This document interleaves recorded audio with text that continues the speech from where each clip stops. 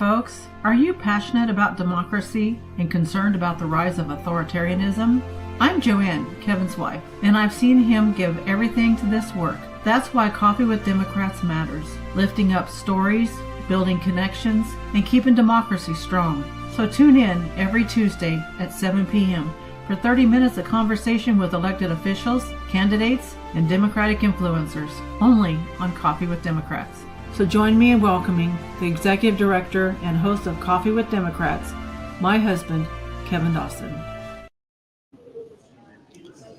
Well, good morning and welcome to Coffee with Democrats Special Edition. We're coming to you live from the Plumbers and Pipe Fitters Union out on 44th Street in Oklahoma City. We are doing the Soup Social fundraiser here today, and this is going to be an exciting time. We're going to be doing this from 11 to 1 o'clock today. This is going to be a special event for all of us. And I've got this set up in a kind of a little studio situation where we're going to start doing some interviews this morning. And I've got a good friend of mine right in front of me. We've been friends for, what do you guess, 4 years, 5 years, something like that. And Cherie McNall, she used to be the chair of McLean County, and we've got lots of good stories. And I'm going to turn this over to Cherie. I say that wrong all the time, but it's okay. You're very forgiving and very loving about that. But anyhow, I'm going to turn this over to you so you can talk about some of the things that are going on in McLean County. So welcome to Coffee with Democrats and welcome here this morning on this special edition. Thank you so much, Kevin. I am delighted to be here. It's wonderful to support the various groups within the Democratic Party. And when Barbara Cox said, "Can you make a soup?" I said, "Of course." So here I am and supporting the Disability Confederation. McLean County is busy this year. We have two wonderful candidates running for the seat against Tom Cole. And, you know, with everything going on, him supporting the Cheeto guy, I think it's time that we have a good election and replace the elderly Tom Cole.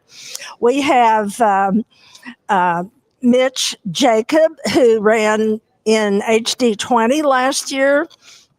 And we have Jeff Pixley, a brand new retired military officer who is also running. So we're going to have a wonderful group of people that will get up and make the campaign worthwhile.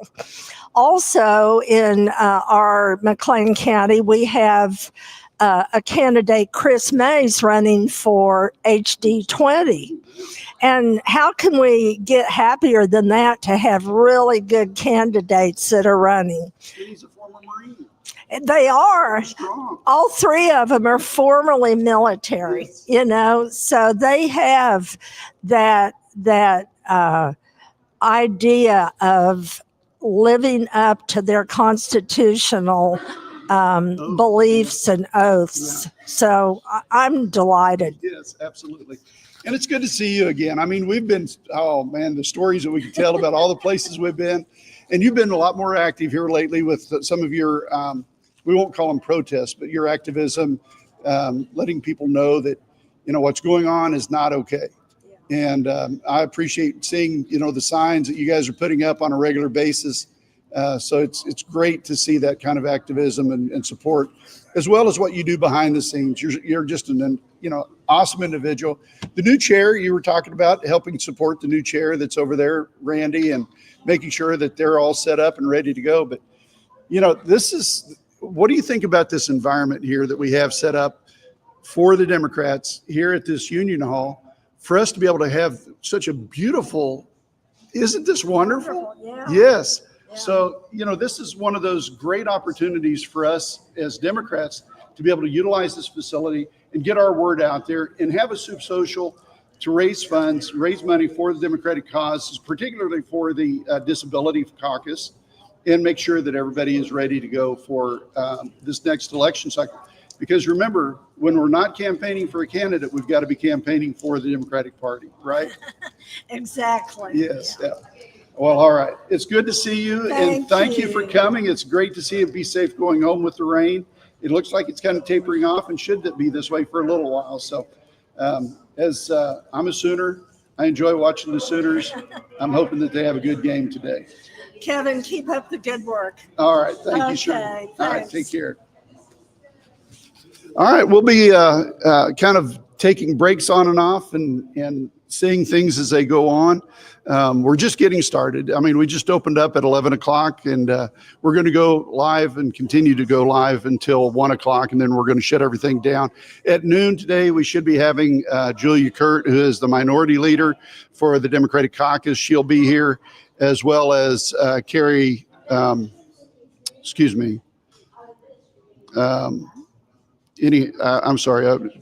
My brain this morning, I haven't had enough coffee, but we'll have the name of the next speaker that's going to be up here as well. We've got several that are supposed to be showing up, and I'll get that information, get back to you here shortly.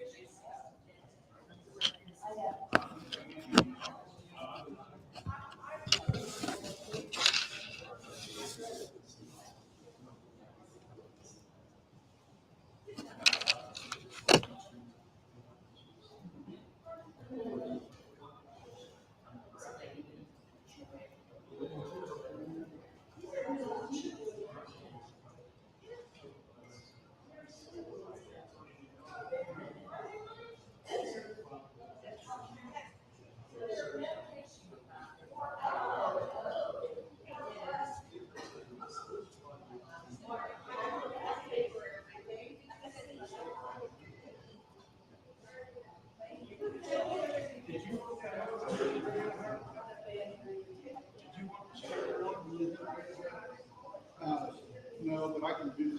Okay, I just wanted to start saying I didn't hear you. Yeah, I just need to go up there and do that. Okay. Yeah, no problem.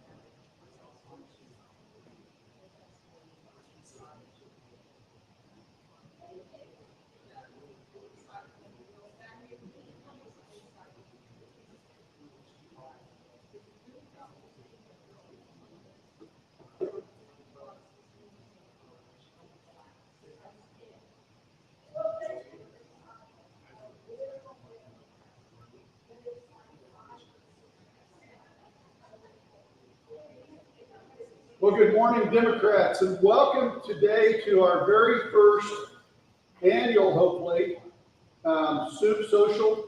We're just getting started this morning, so thank you, everybody, for being here. It's great to see so many great friends and people showing up. So, again, we're just getting started, and I really think I need to thank everybody for coming out. Barb, you have done such an amazing job as the president of the Disabled Federation. Thank you, Barb, for everything you're doing. You're an awesome leader. We appreciate everything that you're doing. So thanks so much, Barb, for setting this up. It looks kind of like a rainy day, guys. We may or may not have a big crowd, but it doesn't matter. The fact is we're coming together as Democrats to support the Democratic cause. And guess what? This is the first one. This is not the last one. So we're looking forward to doing more of these again in the future. Hey, and for all of the people who brought chili, I want to thank you, the soups and the stews and things that you brought along. Thank you so much for taking the effort. I know this takes a lot of time. You deserve the credit for doing all of that effort and making those great meals for all of us to share. And I look forward to sharing all of those with you as we go on through this today. We're going to go continue from 11 o'clock until about 12.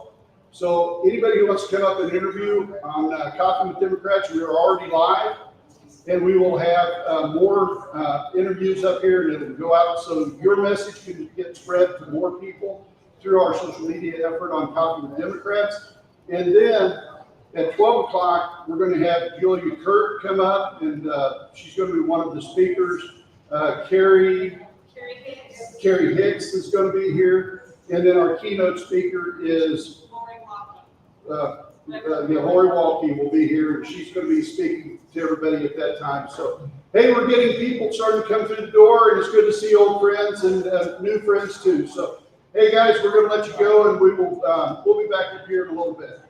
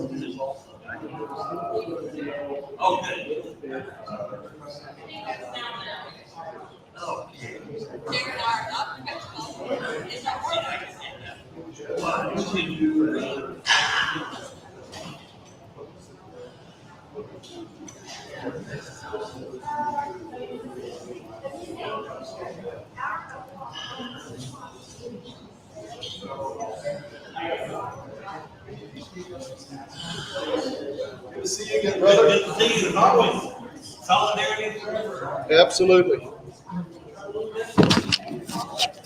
All right, we're back here on Coffee with Democrats. As you can tell, I've been out going and talking to all the people that are starting to show up, and it's great to see this event. We are starting to get some pretty good participation. We really like to have more people. So if you live in Oklahoma City, live close to Oklahoma City, especially the south side, and you want to come over here, stand by just a minute, because I'm going to go get the address and give that to you very quickly. So I appreciate everybody coming and listening just a little bit on Coffee with Democrats. But we'll be back. Again, this is going to be a long 2-hour show. But as things get going, it's going to go. We're going to have some very good interviews with candidates coming up here pretty soon, as well as people who are already elected, so that we can start talking about their efforts. So bear with us and continue to watch. We appreciate everybody tuning in to Coffee with Democrats this morning. Okay. I clicked the button and it opened up. Sorry, shut it. Open your credit here. Okay, I see something. So I don't think I purchased it. You didn't put your address in on it. No. Okay. So whatever you buy, I'll give you. Yeah.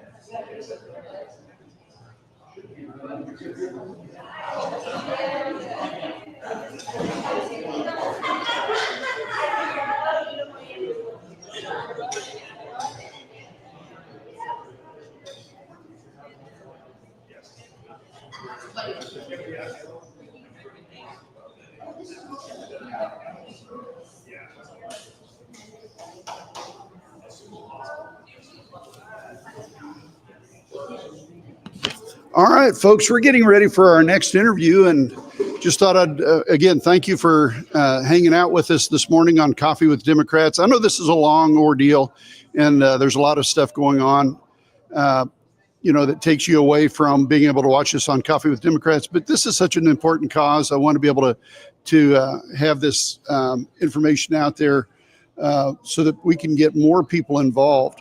So I'm bringing up our next guest is going to be Barbara Cox. She's the president, and she's the person who helped get this started. And she's also going to give us the address so that we can encourage more people to come out and participate this morning. Come out for lunch and have a soup or stew type of lunch with us. And the admission is really cheap. I think it's $10 a person. That's all we're asking. We're really looking forward to having more people come out and participate and be with us. So bear with us as we get our next guest lined up. We'll be right back.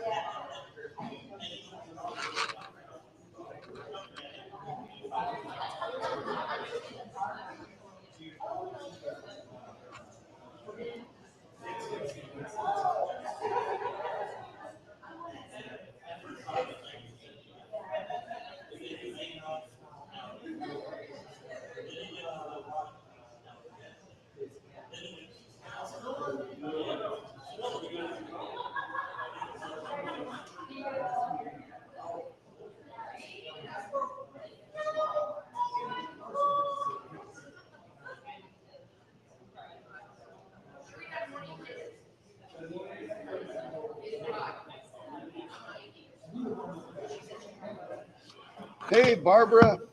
Hey. Good. We are already on the air. So thanks for coming and being with us today. Okay. And you are the president of the Oklahoma Disability Federation. Okay. It's the Oklahoma Democratic Disability Federation, Okay. ODDF. Okay. We can be found on Facebook at OKDEMS Disability, at OKDEMS Disability on Facebook. Right. We don't have a website. Our event is posted at the top of that. Right. You can pre-purchase your tickets, or you can purchase tickets here at the door. $10 is soup, Okay. a drink, bread. We have lots of cornbread and croissants and French bread and dessert. Okay. And hot apple cider and coffee and tea. Excellent. And this is such a great facility. You've done such an awesome job with preparing everything that you did to get this going.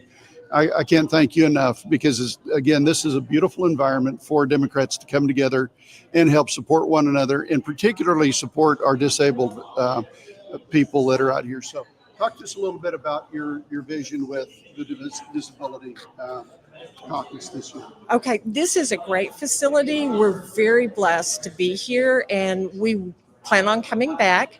We are going to have 2 fundraisers or events. Now, it's not just about fundraising, it's about bringing people together, and it is about promoting our candidates, which is why we're trying this digital environment, and we hope to continue to do that.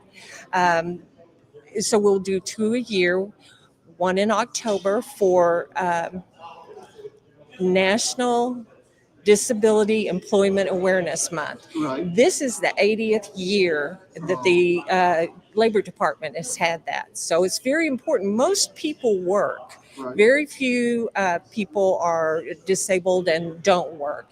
So you probably know someone that's disabled and you don't realize it because a lot of disabilities are hidden or non-apparent. And you wouldn't know it unless they tell you. But our vision is that we are going to promote our candidates. Right. We're going to advocate for the disability community. But our goal and our mission is to engage and activate the disability community because they're a significant voting bloc and a very important voting bloc that are being greatly affected by what's going on right now.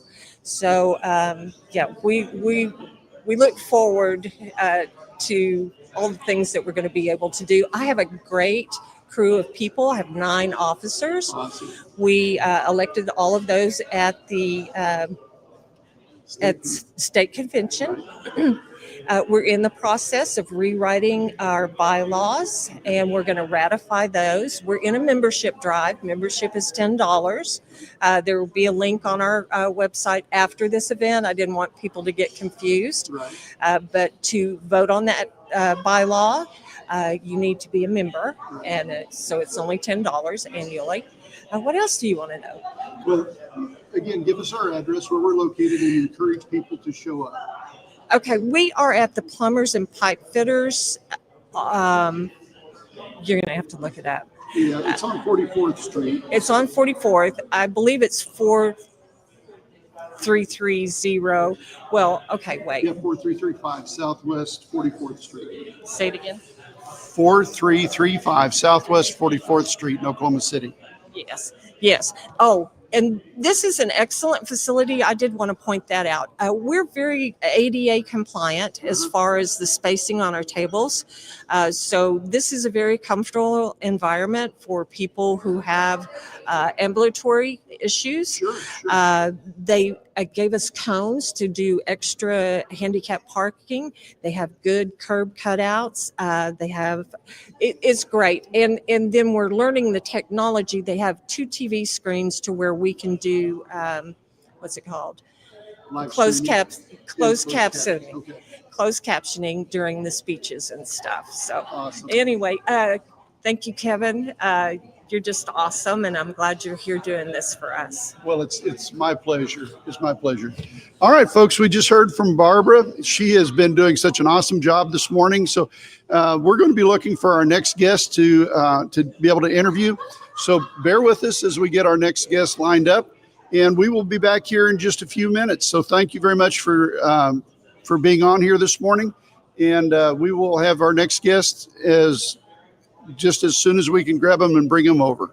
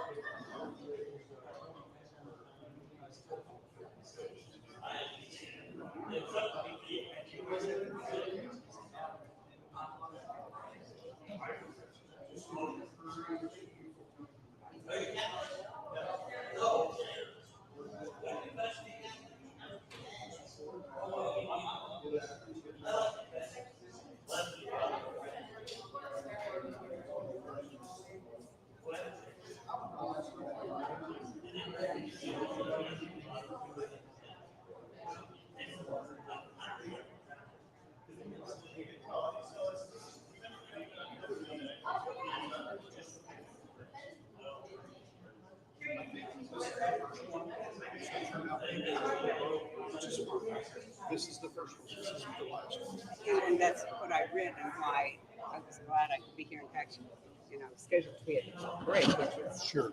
we were doing We ended different up stuff there canceling too. that. But. But you know, So I'm back here with Loretta Autry. She's a volunteer with the Oklahoma Democratic Party. She's a member. She's also a delegate, and she's also a national delegate. She went with me to Chicago to the national convention. A great friend of mine, and I'm looking forward to this opportunity to be able to spend time with you. Man, it's so good to see you again, Loretta. You know, we can't spend enough time with each other, can we? absolutely, yes. And good to see you again too. Chicago was such an amazing experience, and we came away from that even more committed to do what we can to bring change. We didn't Right. get the outcome we wanted in that election, but I think 2026 is going to be different if we all get out and work. Right. We've got fabulous candidates across the state of Oklahoma, and I know nationally too, but I can barely keep up with my own area, let alone that. But contesting in every congressional district in the state, Right. great candidates up and down the ballot, from governor. Got somebody great now for superintendent of schools, and we had really been worried about what was going on there. We've got a great candidate there now. Went to his formal announcement just this past week. Good. Really liked what I heard him saying. A guy who understands what public education is all about, who has been there in the trenches with it in rural communities, knows what he's doing and knows how to get things done. So we've got some good things going there. Good candidates in all of our CDs. I'm in Congressional District 4, so of course I'm partial to what's going on there and been very committed to working. And we have two fabulous candidates Yeah, there, we do. and, which is just astounding, but it's great. Yeah, it is great. And the great thing about it is it's steel sharpening steel. They're, they're going to help each other. They're going to grow. And at the end of the day, they will be ready to challenge Tom Cole, which we need to have somebody challenge him, because we've got to be honest with you. We really need to figure out a way to unseat Tom Cole. And I think the two candidates we have, both of them have that opportunity. And once we unseat him, it will take care of that stranglehold that he has had, where he is not doing anything for Oklahoma. He's not doing anything for his constituents. We've got to have somebody who actually fights for Oklahoma and fights for the constituents of Oklahoma. The poor are getting poorer in this state. Our health care is in decline. We're at last place when it comes to school. We're at the bottom when it comes to outcomes for families and people. And women's health care, we're ranked as one of the bottom. We're also, I think, the number one when it comes to trying to incarcerate women in the state of Oklahoma. I think maybe Louisiana is ahead of us on that now, but it's unbelievable, all the bad things that are happening. And guess what? We've got a Republican-controlled legislature. We break that, we can start having good things happen in the state of Oklahoma again. And I think we're going to. And we have to remember too, Tom Cole has never once stood up to anything Trump has proposed and mandated. Right. Many of those actions being illegal and unconstitutional, which we know. Tom Cole has been there a long time. He's powerful. He has no reason to not get the courage to stand up and say, Mr. President, you're wrong. Right. I Not agree. once has he done that. Right. Well, it's great to see you again, and thanks for coming up here and having this little interview with us on Coffee with Democrats. You're such a wonderful person. We appreciate what you're doing. I can't spend enough time with you. So. Well, I hope we get to go to another convention Yes. with you and Joanne. We'd love it. All right. Thanks so much, Loretta. Good to be with you. All right. We're going to be back here in just a few minutes when I go get the next guest to come up, and we're looking forward to the next interview.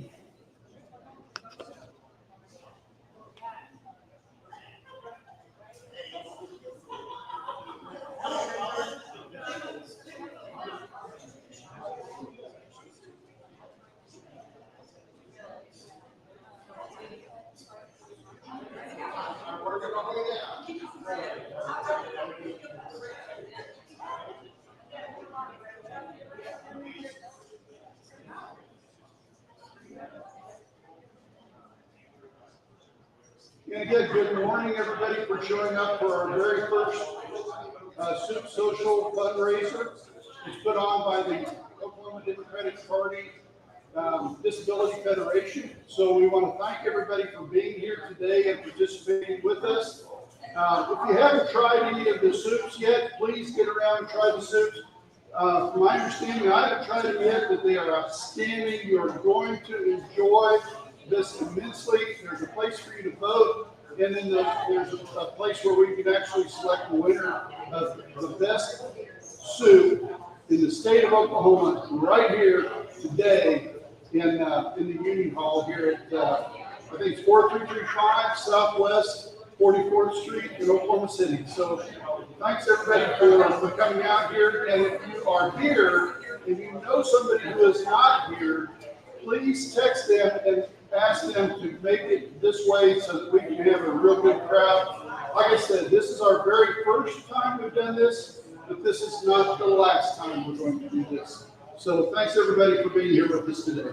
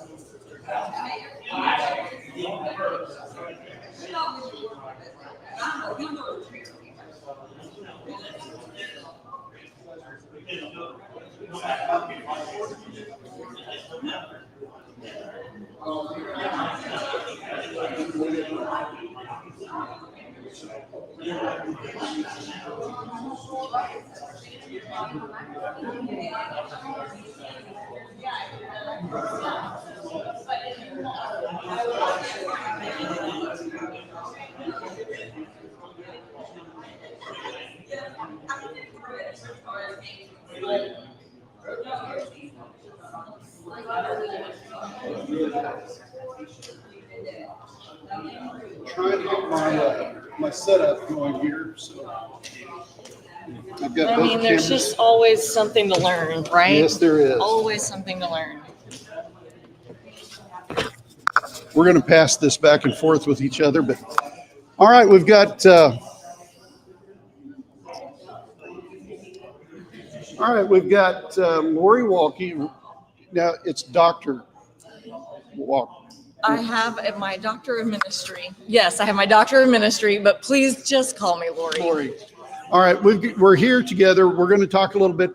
So I ambushed you. You had no previous knowledge that you were going to go live this morning. So I'm going to let you pick the topic and let you talk about that, and also talk about the Disability Federation, what it means to you, and how people can support. Yeah, happy to do that. So part of my story is that 6 years ago, I experienced sudden idiopathic hearing loss. I went completely deaf in my right ear. And that was, a pretty significant happening in a person's life. Sometimes people think, well, it's just one ear, right? You've got the other one. But it's a real shift in how a person experiences the world. And one of the things that I think a lot of people think about disability as something that shrinks your world. But I think that is a real misconception. Really, my experience has been that it has expanded it in some really important and meaningful ways, not the least of which is my exploration into figuring out multiple ways to communicate. Right. I pursued an associate's degree in American Sign Language from OSU OKC, which has one of the best interpreter programs in the state. Right. And that actually, I had no idea what I was going to learn.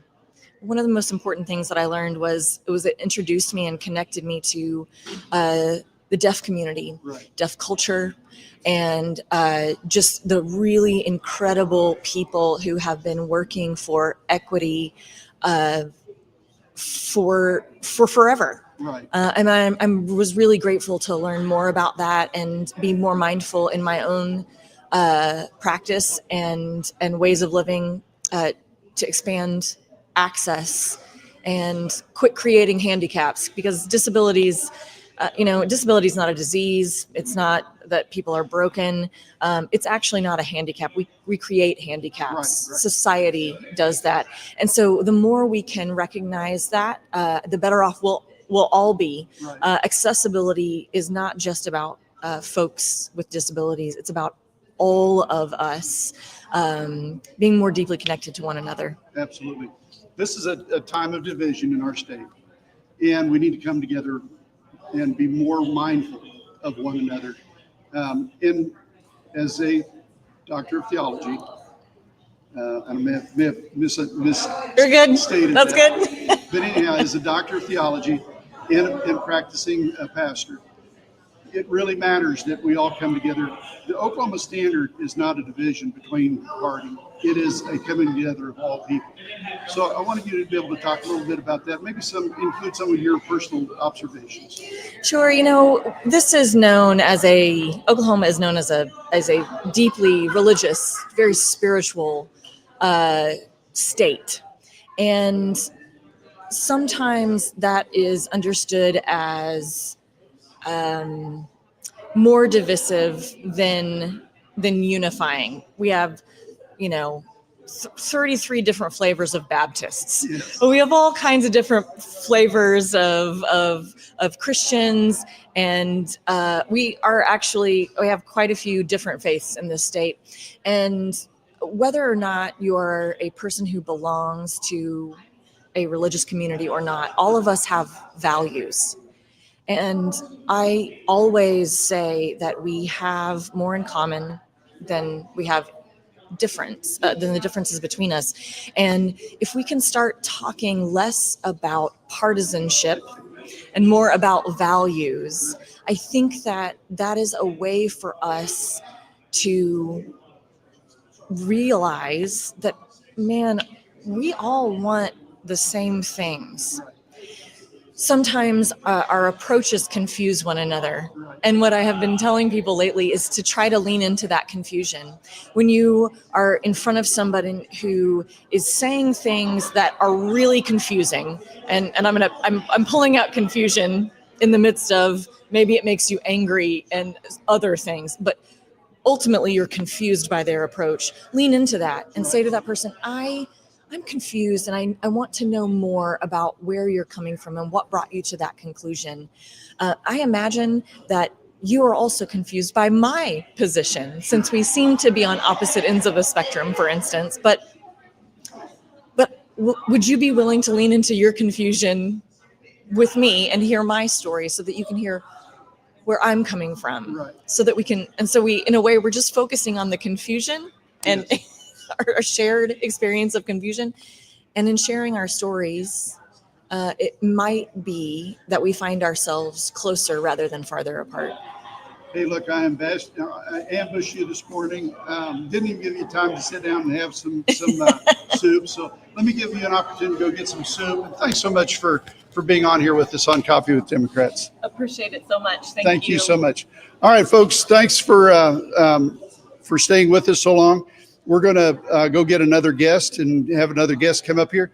And again, thank you, Lori, for everything you're doing. You're going to be the keynote. I think we're going to get started with that sometime around 12:30 or so. And I want everybody to be able to come back to this. We're going to show it live on Coffee with Democrats and share that prominently. So please continue to share this and invite more people. Again, we're at, I think it's 433 West 44th Street. And if you know somebody who wants to come out and have some soup, it's only $10 for admission, and that money goes to a great cause for our Disability Caucus. So thanks so much, and we will be back live, so bear with us and hang on. Thank you. You're doing good work.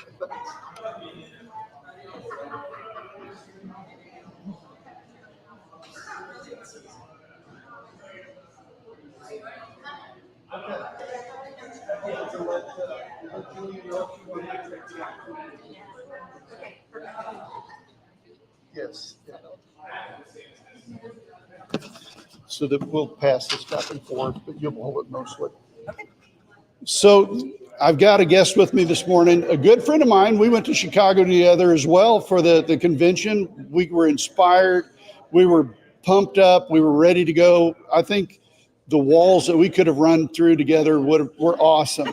So I've got with me Carrie Hicks. She's senator. So I'm going to turn this over. I promised her I was going to let her talk about whatever she wanted to talk about. Well, I'm so glad to be spending time with you again this morning. I think it's a dangerous thing when you hand a politician and just say, talk about whatever you want to talk about. But most recently, I celebrated my campaign kickoff this Wednesday, and it's a little bittersweet. You know, with term limits, this is it. So 2026 will be the third term that I'm eligible to serve, which by the end of that, if I'm lucky and successful, will have been 12 years in the state legislature, and it's gone by really in a blink of an eye. But it was kind of fun to reminisce on, you know, where we started and where we are currently.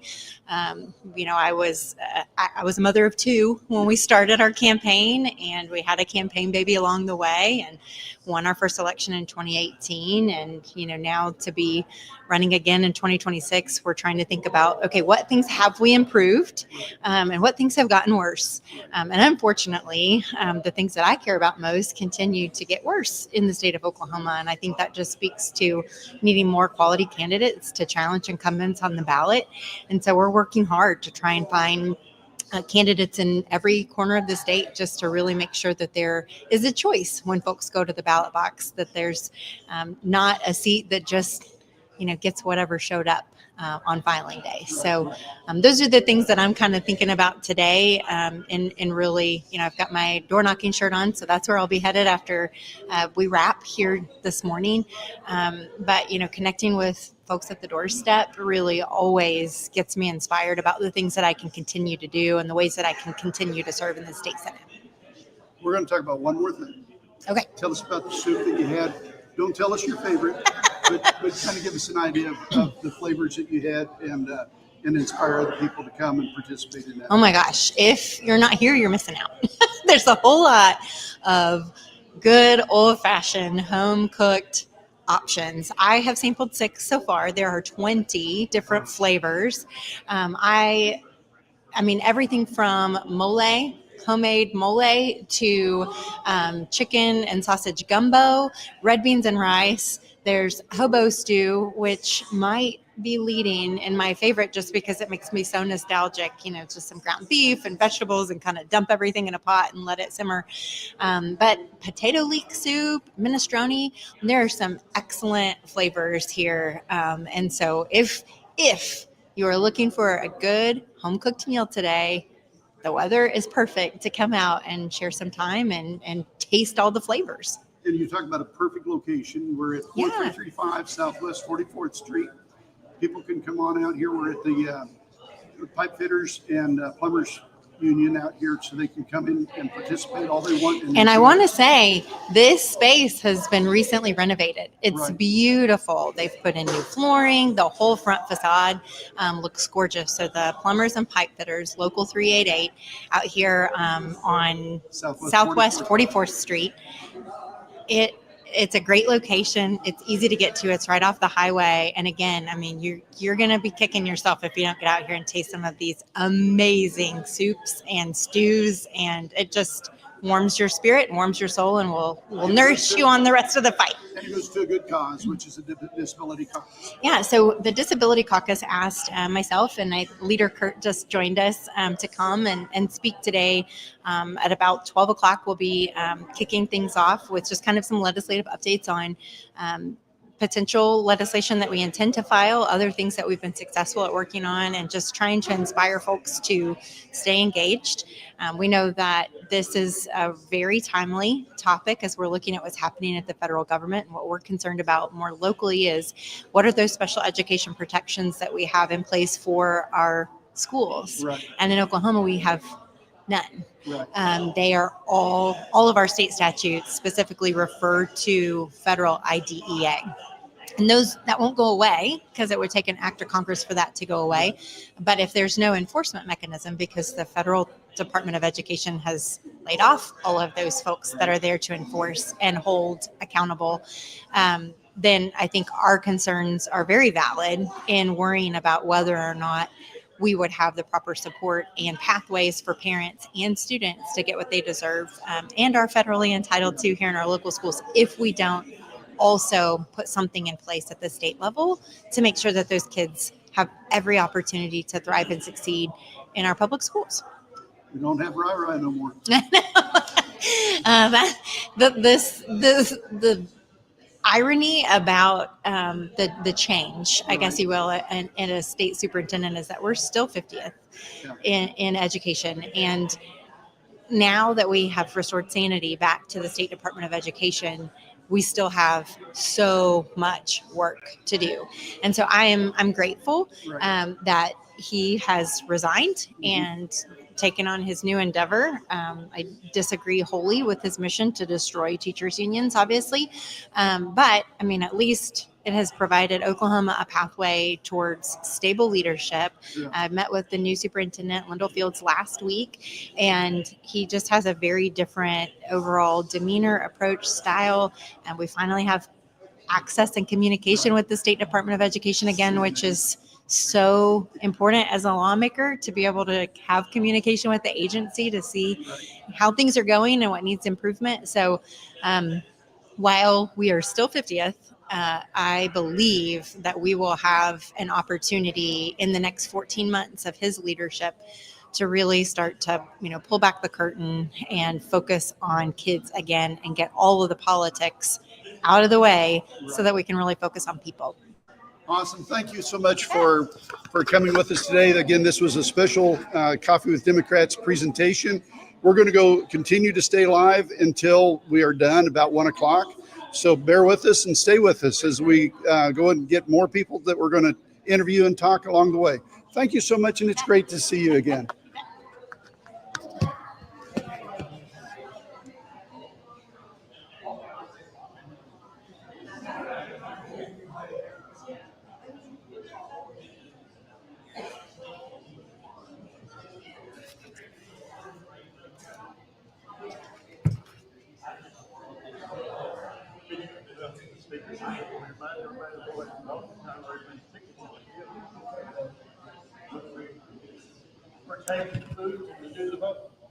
All right, folks, we are getting close to 12 o'clock. We're going to start with our speakers about 12:15 or so. But remember, this is an opportunity for you to vote for your favorite student. This is about a competition, folks.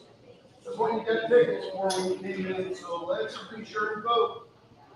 Appreciate everybody coming, and it's such an honor to be here and be seeing everybody participating. We can't wait to enjoy some of the chili.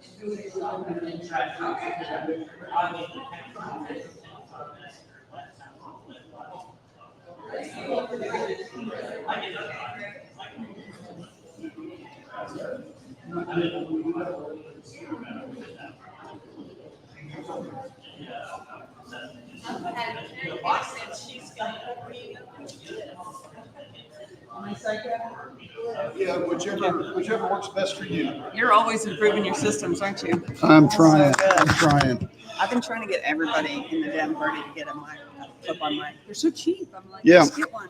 And this is the one that I use, is the DJI. They've got a smaller one now. Since I bought this, they've got a smaller one. But hey, folks, I'm here with Senate Minority Leader. Man, that my tongue was so slow on that reaction right there. Senate Minority Leader Julia Kurt, a good friend of mine, somebody we've hung around a little bit, and it's such an honor to be with you again. So I'm going to turn the mic over to you. Let you talk about the Disability Caucus, the soup social that we have going on, but also open the floor to you to be able to talk about whatever's most important to you. Excellent. So just hold both of them? Yeah. All right. So glad to be here. Thank you, Kevin. And thank you for continuing to create these important conversations. I'm excited that the Disability Federation is getting going again. I think incredibly important part of making sure the Democratic Party is representing disabled voices well. We have always been a big tent party. And so to me, it's a more important time than ever for us to overtly and clearly say that we support people with disabilities. They should be part of all of our communities and all of our democracy efforts, but also they should get their own voice too. And so I'm really pleased for this restarting. I am at the Capitol, have spent a lot of time advocating for people with disabilities. And, the biggest thing the first few years I was there was working on the waiting list for the developmental disability services. And so this is, I think it's an incredibly important time for people who understand and care about people with disabilities or have one themselves, because there's a misunderstanding about history. And when we change from institutionalizing people because they were dangerous and inhumane, and move people back to their community, we never have funded those services enough. Mental health, developmental disabilities, they're not funded enough. And so we want people to be able to stay with their families. We want people to have agency and choice in their lives. And I'm hearing people use language again about institutionalizing folks. So that's my big worry. But we have invested money in supporting people and their families, and I want us to keep that up. Mental health is the big pivot point right now because we're seeing a lot of cuts at the state level for mental health services. It's dangerous. We're going to end up with people incarcerated and in hospitals when they could be treated in their community. And that's, to me, that's an ADA issue. The Department of Justice under Biden studied Oklahoma City and said that the problem for people with disabilities with mental health conditions in Oklahoma City is the funding for the state agency for mental health. And our Republican colleagues dismissed it and said it was a Biden thing.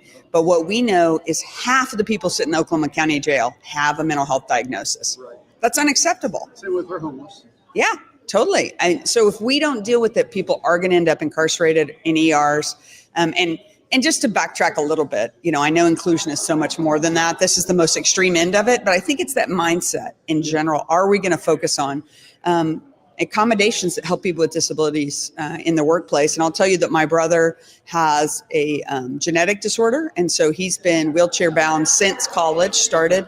And so I grew up always knowing I was able-bodied and understanding the challenges that people face in our society if we're not mindfully making things accessible. So that, from the very beginning, my heart's been in that place. And I would say at the state level, we have a ton of work to do. Yep. Yeah. Well, thanks so much for spending just a few minutes with us. I know you're going to get started here with your speech and address the rest of the audience here later, but thanks for stopping by, and we wish you all the best in your this next session. You've got multiple sessions as leader coming up, so you're going to ask yourself, what did I get myself into? But you've been asking that for a long time. I'd say that in jest. So, hey, folks, bear with us as we move on to the next guest that we have coming up. I'm going to reach out to candidate Pixley and see if he is available, and we're going to bring him up next. So thanks again for showing. Sorry, that's too long-winded. No, not at all. Not at all. It's all about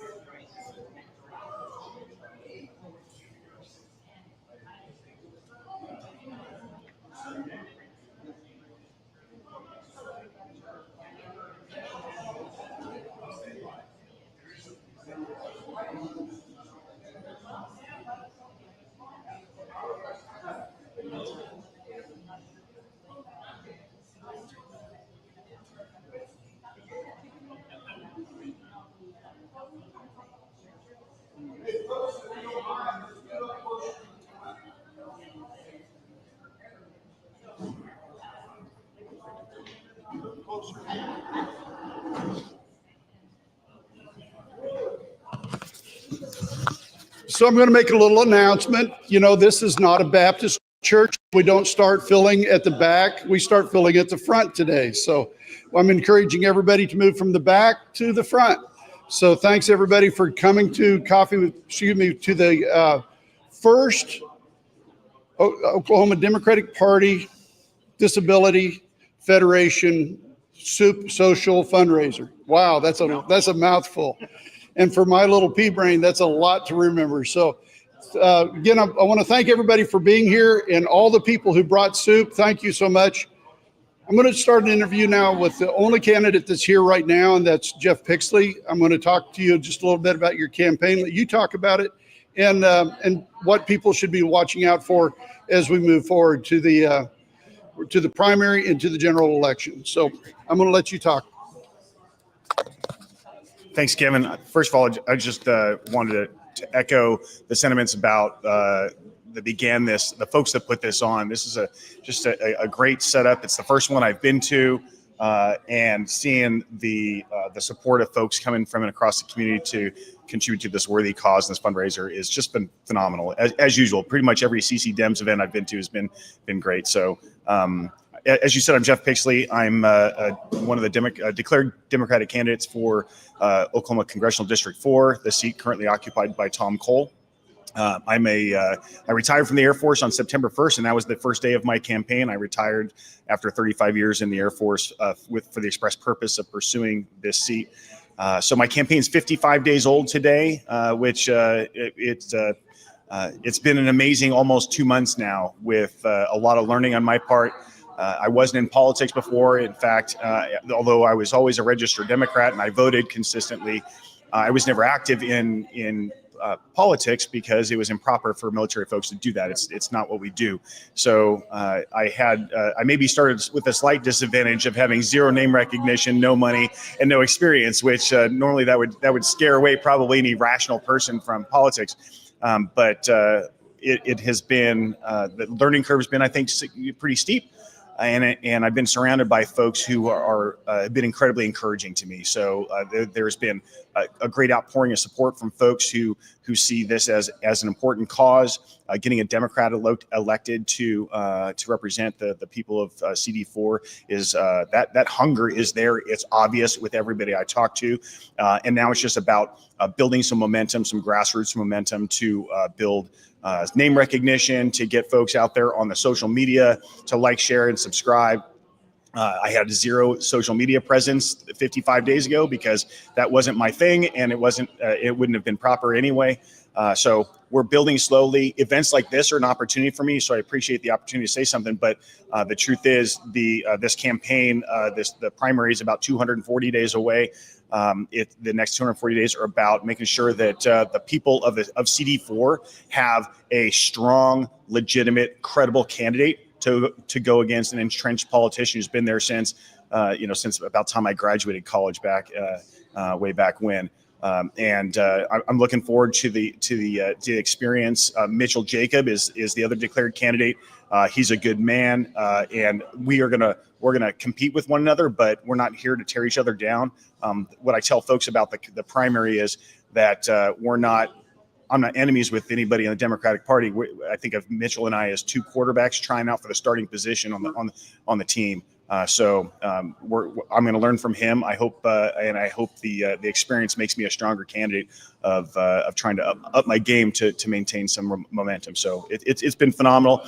And if anybody that wants to be a part of the campaign, wants to help out, PixleyForCongress.com is my website. If you just Google Jeff Pixley, I'm very Googleable because of my prior military experience. So just Google my first and last name and you're going to find everything you need to know about me. And I'd love to hear from folks on the campaign trail.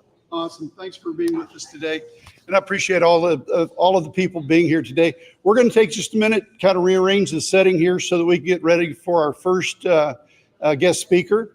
And then we'll, again, if you have a cell phone, please get your cell phone out and encourage all of your friends that are at home to come out here and have soup with us. We're only going to be here for about another hour, and then we're going to go. But again, folks, this is an outstanding turnout for our very first Soup Social fundraiser.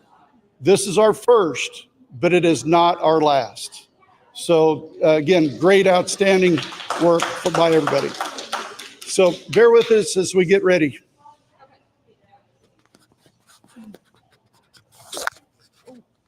Everybody needs to vote on your seat. There should be a clear plastic cup in front of each pod. Vote and get that done so that you'll be entered in the raffle. I think we got some good prizes back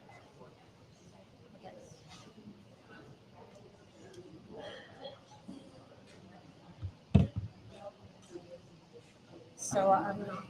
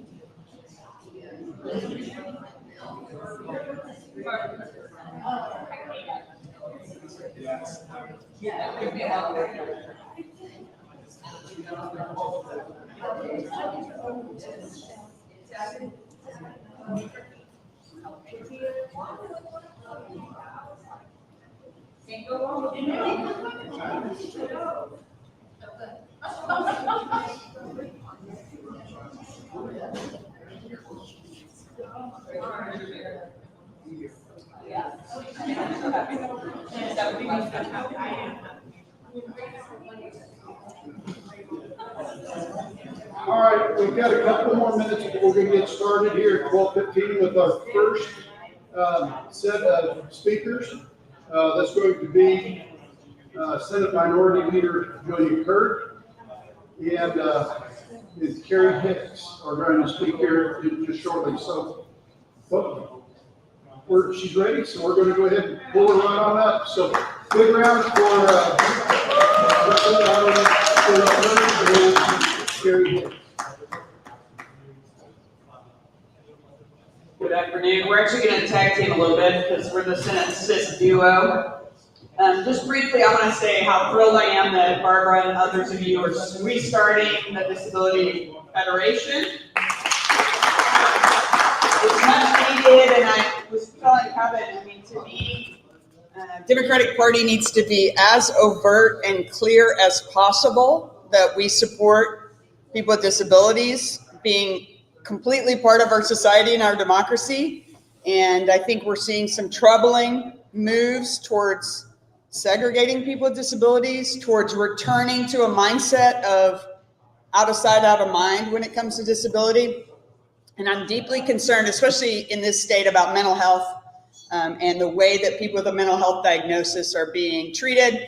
What we know is that we haven't invested enough as a state for decades. And we certainly haven't invested enough for people to be in their communities and have agency in their communities with the kinds of services they need. And so people are getting incarcerated or involuntarily committed when we could instead be providing community-based treatment. And I think we have to remind people again and again, for those of you who remember, sorry to be a bummer at this time of the day, but those of you who remember institutions and when we used to keep people in institutions involuntarily. And when I toured Griffin lately, they used to have no limit on the number of people who would be involuntarily committed to Griffin. It would have 2,000 plus patients there. Can you imagine how awful that was for those patients, for that staff, how inhumane? We know the record of those kinds of institutions, and it's very recent, because in Oklahoma, we have the Greer Center outside of Enid that had atrocious abuse cases just in the last couple of years for people with developmental disabilities, intellectual disabilities, and mental health conditions, treated horribly, and no convictions right now, no indictments even. So I just want to point that out, because I think this is the base level of where we need to start with advocacy. Everything from, we've got to remember the dignity of every individual, from folks who have severe and profound disabilities to things that they're able to stay employed and nobody knows, right? And I think what we see in terms of this mindset around sweeping people from homeless camps, putting people in institutions, to me is just, I know, I'm trying to, it's wrong. Thank you for that word. I was going to get too philosophical there, but I'll just say we see this at the Capitol all the time, and we have to help our state have a vision and the imagination for the potential of everyone in our state. And so I work a lot with Representative Ellen Hefner on workforce for people with disabilities. There's programs available, but I will say the vision's very low for the potential of people with disabilities in our state. And Tell them that employment levels are awful in our state. It's something like 65% unemployed for people with a disability. I'm talking about any kind of disability. This is not about folks who have, needs that need a lot of support. This is for folks of all types of disabilities. That's unacceptable. That means we're not doing our job, our workplaces are not doing their job, and we're not giving people the support they need, because people want to work. They want to be in community. And I just had a talk last week with a woman who's been a longtime advocate for people with disabilities, and she just said, this idea that people don't want to work is wrong. They want to work somewhere that's going to work with them, that's going to be possible. And so I think everything you do to advocate in our democracy in this state is going to matter. And I'm just so grateful that y'all are stepping up on this. Yeah. Leader Kurt works tirelessly day in and day out, really in thinking through transitions, because I think that's one of the major gaping holes that we have in our current system. And so obviously I come from a background of public education and kind of that K-12 mindset. And so Leader Kurt is always pushing me to really think about, okay, so if kids are receiving that support and that assistance, what is the next step? And how do we build a bridge for families? And how do we build a bridge for individuals to make sure that everyone can live into their fullest potential? And I'm so grateful that we have someone with her vision and her wisdom and just her heart and compassion in the state Senate. And so to go back to education, because obviously we have a new state superintendent, which I should deserve a round of applause. Thrilled that sanity has once again been restored back to the State Department of Education. But what the reality that we're facing currently is that we're still 50th. We are not investing in the future of our workforce and investing in every student's potential. And the big concerns that I have, really what's keeping me up at night these days is, the major announcement during this federal government shutdown that they have fired the entire workforce, 400 employees at the Special Education Federal Department of Education. And I can't let that go. And so when I think about the perspective that I hold, not only as a classroom teacher in being able to successfully implement IEPs and accommodations and 504 medical accommodation plans, making sure that every student is getting what they need in that classroom setting, I'm also thinking of this from a parent's perspective because I have 3 kids. One of who is on a 504 medical accommodation, one who's on a speech IEP plan, and the other one, something's coming, I'm sure. But when I'm thinking through what opportunities as a parent I have to be involved in making sure that those accommodations are going well, I feel very represented in that conversation in my local public school. And unfortunately, what I'm finding is that's very unusual, that the vast majority of folks really, there's a healthy tension there, that really making sure teachers and school districts and administrators understand what those appropriate accommodations look like for students to live into that full potential, and parents understanding how hard they can push and what resources are available without having to take folks to court. Nobody wants that. Nobody wants arbitration to be the center of demanding what their kids are entitled to. And so if those firings stand, which that will be litigated, if that happens, the scary thing for Oklahoma is that we have nothing currently in state law that codifies those protections at the state level. Everything that we currently have for special education is referring to IDEA, okay? So if there's no one at the federal level to enforce that or hold school districts accountable, the concerns that we have are we need to be putting stronger guardrails in place at the state level so that if we turn things into this state block grant funding that's going to trickle down from the federal government and everything gets returned back to the states, we're prepared. And we're not in a crisis at that point, worried about what could happen to our most vulnerable. And so the really inspiring thing about this conversation is that this is a nonpartisan conversation. I was in a conversation yesterday with our chairman of education, Adam Pugh, who has put out a pretty bold public statement and press release on this issue and working on this. And so we're joining forces. We're going to be probably working a lot behind the scenes to ensure that not only is it just what is federally protected, but dreaming about what is possible. So what other mechanisms? Is mediation a better opportunity for parents and school districts to be able to really come together, sit down and work things out to meet the needs of those students in that environment? I think so. And so those are the things that we will continue to be pushing on, because I never thought that inclusion would make me a progressive. I never thought that it would be radical to include folks with all levels of ability. But here we are. And that's our reality at the state capitol, is really understanding that somehow inclusion is a trigger for folks across the aisle, and really pushing back on what folks think that means. Because I can tell you, my son who needs insulin daily to live, that makes him function at a base level like the rest of us. Our pancreas does that for us. So it's not like he's getting something extra. He's getting what he needs in order to be able to function in society. And so we've got to continue to push back on this mindset that somehow everyone needs the same, because I'm telling you, if I took insulin, it would be fatal.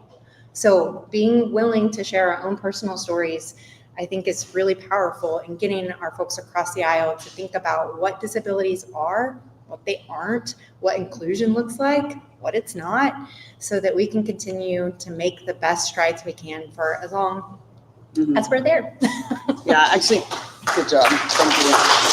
I love, so Senator Hicks's first response when those Trump firings came through was, how do we put these protections in state law? And I was like, you're right. So that's great. Just briefly, because I know he'll be upset if I don't introduce him, my son, Roger Guilford, is here today. And Roger is a brand new voter. He just turned 18 this year. And he's very proudly has autism and ADHD. See it? Yeah. And this dude knows what inclusion is like because of his school. Roger, isn't your school great about how he has relationships with everybody in that building and has what? No, let's not. Although if anybody wants a really bad dad joke, talk to Roger because he'll have lots. But he has, Roger is mainstreamed in the school, but he has an IEP for extra supports to make sure he gets opportunities. And he's been getting opportunities through the federal rehabilitation program because of potential barriers to work, which, he's going to need some extra supports to become a consistent worker. And so he's right now getting to work at the school, being paid by the federal government, to try in a soft, gentle environment what it means to consistently work when no one's watching you in that very moment. And to make sure you stay on track even when you don't want to do something, because those are the kinds of things that he's going to struggle with. If he's tired, he's going to go sit down. And so we're going to work on those things in a safe environment where everybody knows and loves him and shows him how much they love him every day. I'm so grateful for educators. But those opportunities are because of programs for kids with disabilities and came out of advocates of the past. Because 30, 40 years ago, we were barely getting started with education for people with disabilities. I mean, I was talking to a woman the other day who her sister was not allowed to go to school in the 50s. She couldn't go. So we have revolutionized the opportunities and we are not going to go back. All right, Barbara, you want to? Barbara said we could take questions if anyone has specific things you want to talk about, right? Yes, I have a first question. All right. I would like to know how we can best advocate for ourselves. Well, sorry about that. No. What I would like to know is how we can best support our senators and representatives at the state capitol as you are supporting us. I mean, I think your consistent advocacy matters. If you see something you want us to know, please let us know. Don't assume we know it because we're covering a lot of bases. In the Senate, there's 8 Democrats. In the House, there's 20. And so we're covering a lot of territory. So don't ever assume that we know that a bill is bad or that an issue is happening. We are glad to hear from you. If we don't represent you, please be in touch with your Republican rep or senator. Even if you don't have a good rapport with them, you being consistent can help because we may ask the question, but your outreach as a constituent matters to them. So I would say that first. And then I think the other big thing is joining with allies. So there's several good groups around that are advocating around issues and we can help you connect with them. But I think don't do it alone is my other big thing. Yeah. Well, and I was just going to say, I mean, today you're doing it. You're showing what it takes to build relationship and to be in the conversation. Because, I mean, I always say, teachers make excellent politicians or excellent senators in my experience because it's the same skill set, right? So it's like, as an advocate, I wanted to know who my reps were. So I would, during interim, right? Like we're not in the Capitol day in and day out. That's the perfect opportunity to say, hey, can we go to coffee somewhere in the district? Or is it easiest to meet you at your office? And, I've got an issue I'd really like to connect with you on, a 15-minute conversation. And then when we're in session and things are moving quickly, you already have that rapport built and you already have that relationship embedded so that when that email comes or that phone call comes, it's like, oh yeah, I know Victor, I was on his doorstep for 45 minutes the first time I knocked his door, right? So, I mean, it's those relationships matter. And so doing this, coming together in community, I think really helps assuage the feelings of isolation and loneliness and depression and anger. And maybe I'm giving myself therapy talk right now. But I mean, truly being in community with folks, like Leader Kurt said, helps everyone feel like you're not being gaslit day in and day out. Like this really is a problem and we need to work together to solve it versus I'm on my own and no one's listening. And how do I get traction on an issue? Build that community. Not only with the people that represent you, but with the individuals who are working in those spaces because we are stronger together, for sure. Are there other questions? Yeah, if you have another question, raise your hand and I'll bring the microphone to you. It's incredible having a built-in sound man who's also very capable in visuals. Victor always has some questions. Going once? Going twice? Oh. Oh, here we go. Hold on.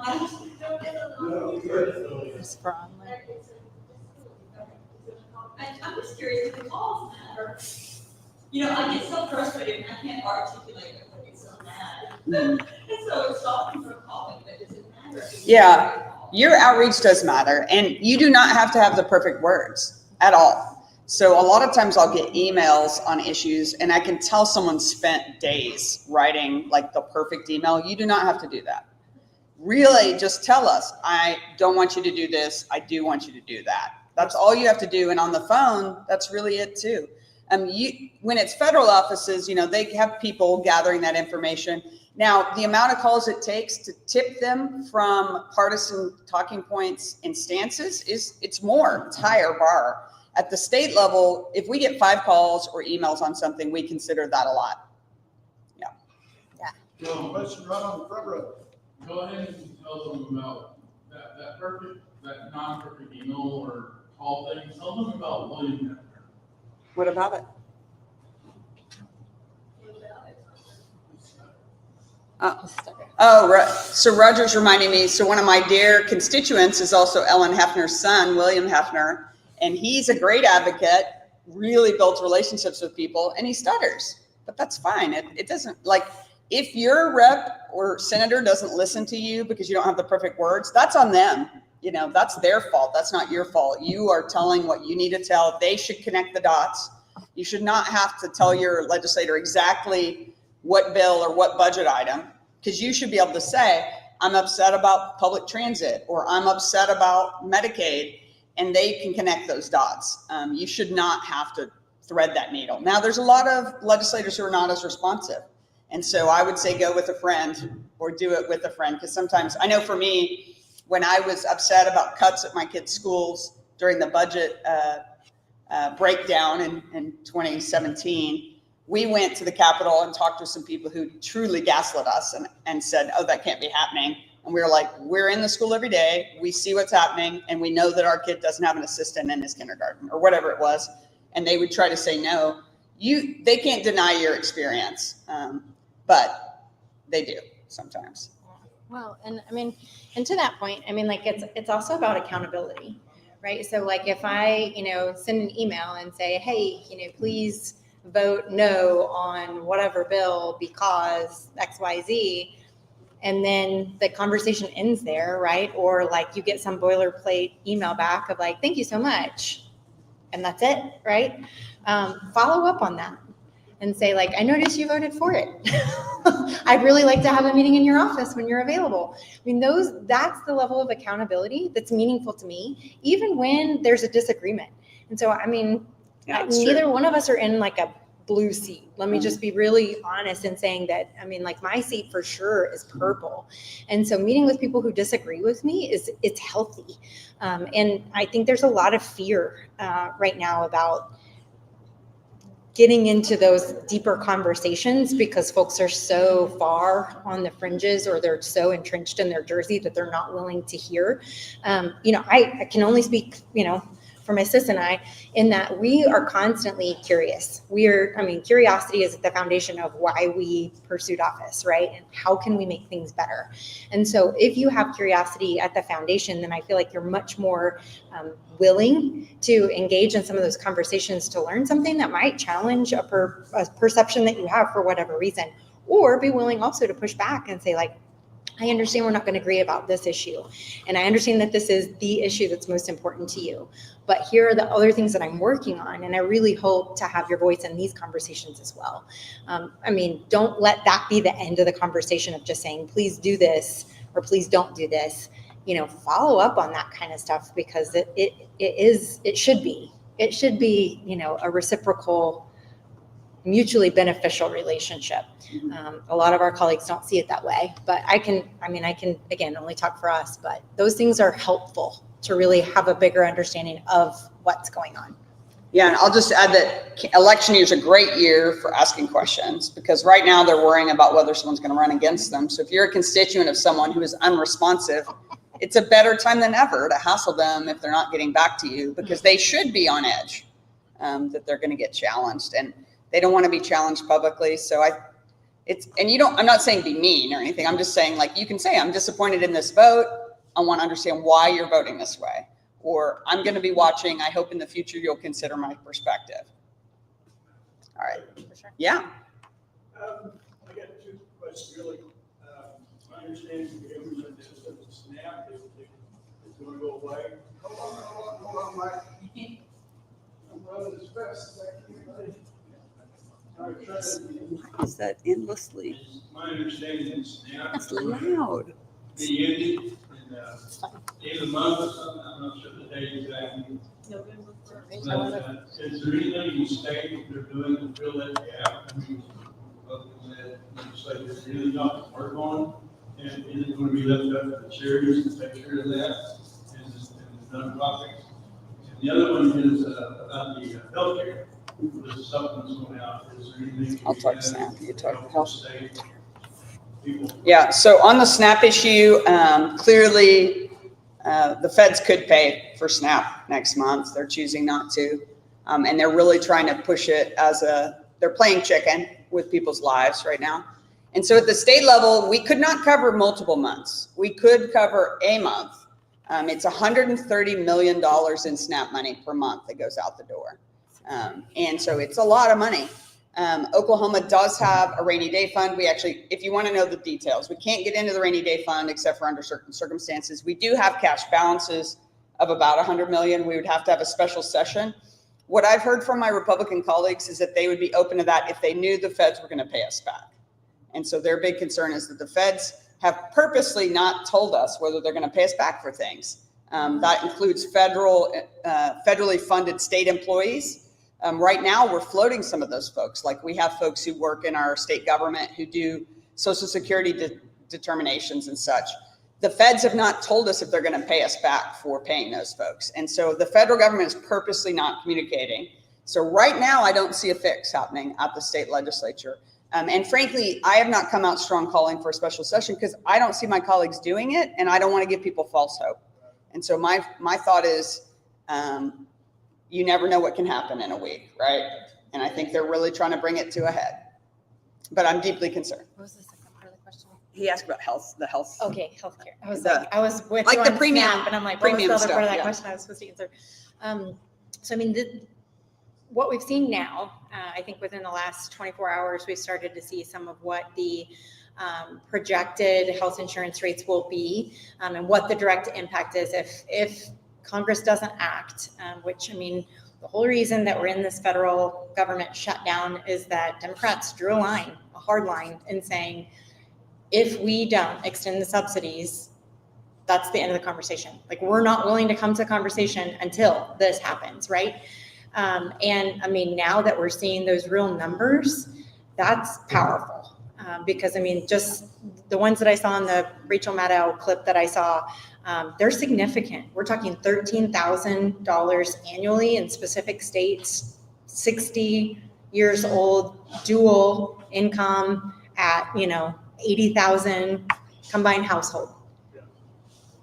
Where are you going to find 13,000 extra dollars for health insurance that you hope you don't have to use, right? So I think what's incredibly frustrating for me personally, and I've been in these environments where, there are our congressional reps from our Oklahoma delegation, and they continue to basically say that I'm lying or I'm being disingenuous because millions of people are not going to lose their health insurance. That's not what this is about. This is about da-da-da-da-da. And I'm like, I'm not going to follow your talking points. What I know is that if folks can't afford health insurance, they don't get health insurance. And you know how I know that? Because my husband and I both went without health insurance for multiple years of our lives because we couldn't afford it. Right. It's a non-starter for folks. I mean, the way that our life has changed now is that we have a son who has insulin needs, right? We cannot go without health insurance. So then do we sell the house? You're asking folks to make impossible decisions just to be able to make ends meet. And so for me, I'm proud that the Democrats drew this line because it's millions of folks who might lose their health insurance. At the state level, what we're hearing from our colleagues and I mean, I'm talking everyone. I'm not just talking about folks that we serve in the legislature. I'm talking about folks who work in state agencies who are obviously Republicans, are like, you need to call your Democrats in DC, and you need to tell them to vote, to get this shutdown opened up, and folks are going hungry and this and that. And I'm like, who do you think I know in DC? Like, let me get Nancy and Hakeem on the phone. Like, I don't know these folks, but the reality is, like, I wouldn't make the phone call even if I could, because this is the issue for me personally, and for millions of Americans. This is the issue.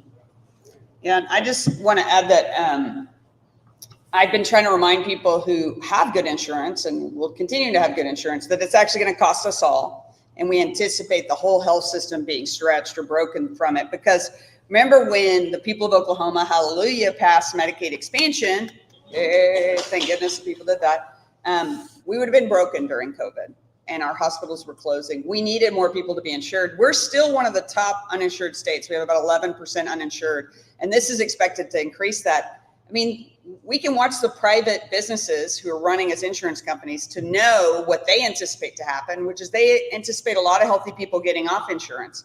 And so they're jacking their rates up, right? And we were in a meeting lately with a hospital briefing. They're expecting to lose billions over the course of 10 years from these changes. So we know what the private sector thinks is going to happen. And so we should just admit that it's true and that it's going to break our system as it is. All right, we got one more question over here, Angela Stevens, and then we're going to take just a moment for hesitation, and then we'll go to our next speaker. We got one more question, Angela. Yes, I was wondering, have any of the laws changed? I talked a little bit about my experience, like confidentiality of like with all the changes, the Brownie Act, all that. Are they changing? So just like about involuntary commitment of people? Yeah, I mean, what changed last year? Yeah, we have a couple.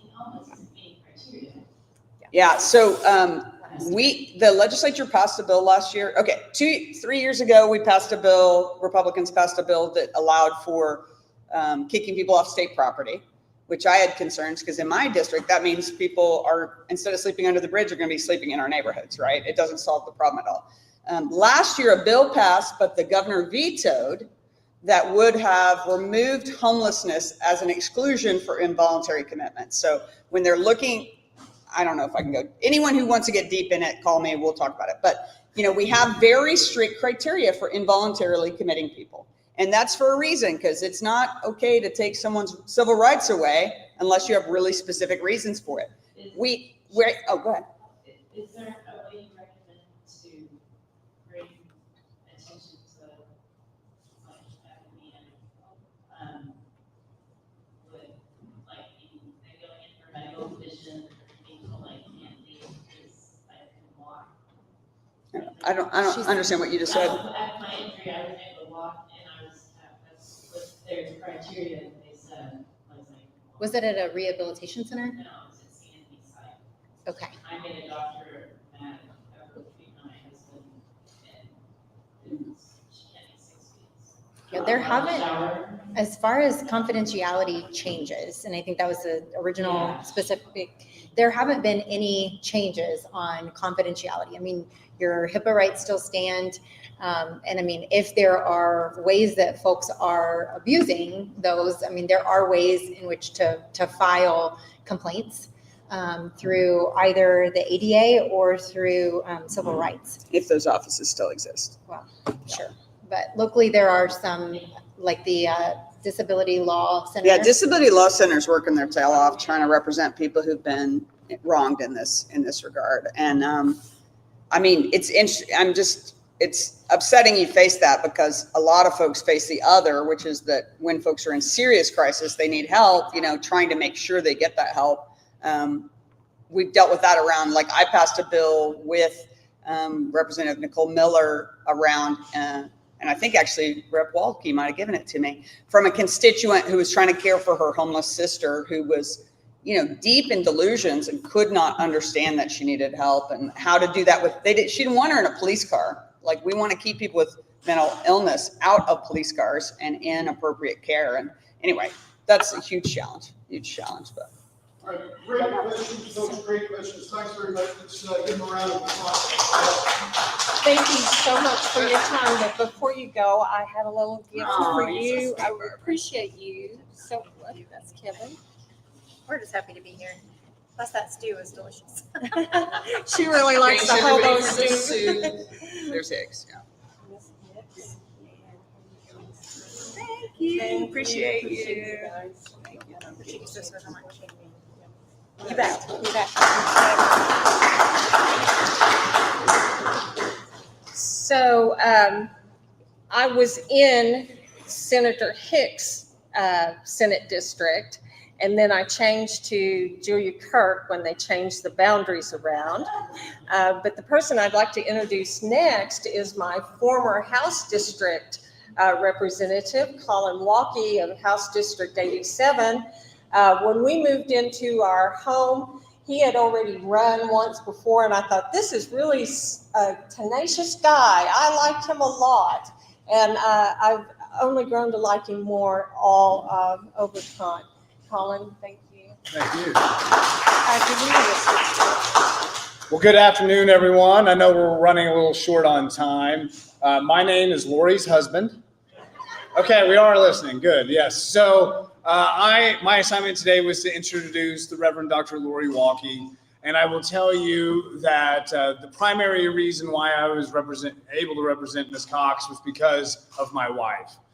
She's a fantastic public speaker and a public servant, and I'm glad to be here today to listen to her. So without further ado.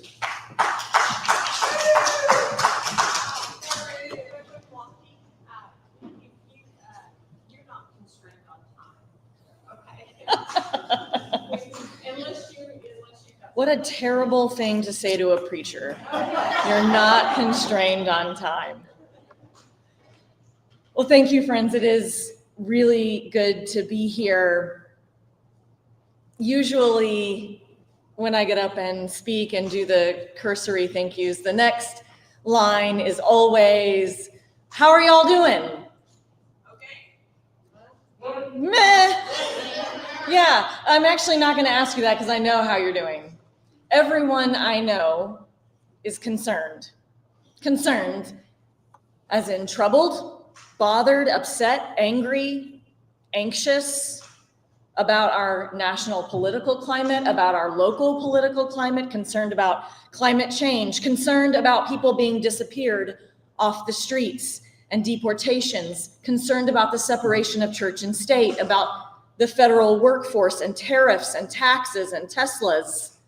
We are concerned about our nation's health and vaccines and school lunches, concerned about the Federal Reserve and revised job numbers and the Epstein files. We are concerned that everyone was laid off at the Office of Special Education and Rehabilitative Services. We are concerned about Ukraine and Russia and Gaza. We are concerned about the National Guard being deployed in cities across America. We are concerned about racial profiling and free speech. We are concerned about SNAP benefits, which will likely stop a week from today. We are concerned that there is no end in sight as we move closer to being an entire month into a government shutdown. We are concerned about our wildly dysfunctional Congress and our equally dysfunctional electorate. We are concerned that this is the worst that it's ever been. But I'm not sure it's the worst that it's ever been.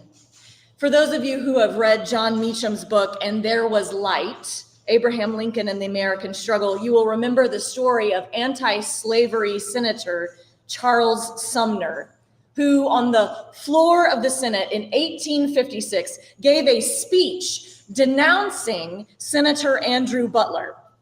Sumner accused Butler of having taken a mistress, one that he said was, quote, ugly to others, but lovely to him. And it turns out that Charles Sumner was not referencing a woman or that Butler was engaged in marital infidelity.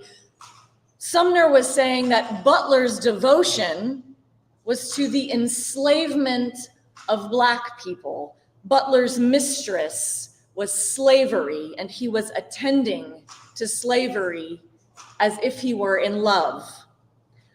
Butler's cousin, Preston Brooks, who was in the house, heard that speech, and 3 days later ambushed Charles Sumner, who was preparing to mail copies of that speech out.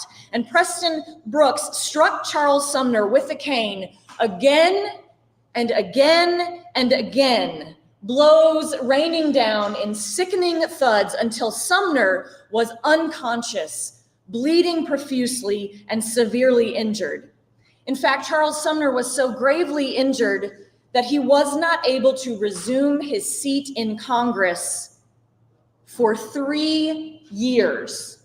It took him 3 years to recover.